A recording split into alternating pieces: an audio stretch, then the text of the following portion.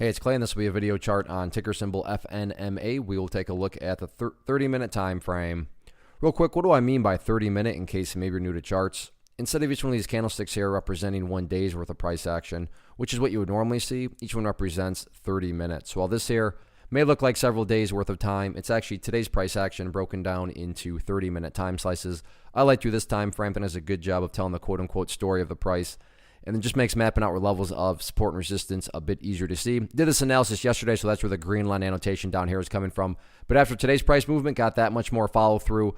So definitely some updates here need to be made. And the big thing that occurred that it was good to see, kind of twofold. The first fold is that the price, got up above that purple line there, which in the world of charts is a very famous level, the 50-period simple moving average. Even if you have a basic understanding of charts, I'm sure you've heard of that moving average, and you know that when the price does get above it, yeah, that's a good sign. But then on top of that, and this is where the second fold comes into play, you ideally want to see the price stay up above it. And you can see right here, it was indeed tested, and surprise, surprise, the chart just happened to bounce right from that area. This is what always makes me laugh when people, charts are worthless, charts don't work here. And now, am I saying charts are the perfect holy grail tool? No, absolutely not. There's no such thing as perfect in the market. However, I mean, do they play a role? Are they a tool that's worth understanding and knowing? Of course. And, here's an exact example of that, where what a coincidence, right where the price happened to bounce from. So my overall point, though, is that not only was it good that the price got up above the purple line, it was good to see that this area is now acting as support. So that would certainly be the ideal level of support going forward,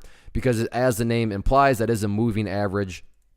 So as Thursday and Friday unfold, that line is going to continue to move itself higher. So if the price can stay up above that purple line, that would just be illustrating that the bulls really are firing on all cylinders and that the bulls are in full control. I realize the price did pull back from its highs, but again, that's today's price action. When you're looking at multiple days here, you can see the price is now starting to chip away and build these higher bases. So as long as higher bases can be built over time, maybe it works better if you envision those as stair steps. So as long as stair steps are being constructed in the upwards fashion, that's what you want to see. Now, what about levels of resistance? As far as where the sellers are currently hanging out at, main level seems to be right up here at the $1.25 mark. Several times today, the price did try to get up above there, more so early morning, late morning, and then the price did pull back from that area. So that'll be public enemy number one going forward, up at $1.25. All in all, though, no doubt about it, nice movement today. The bulls continue to chip away with higher bases, so we'll see if the bulls can keep on building or not.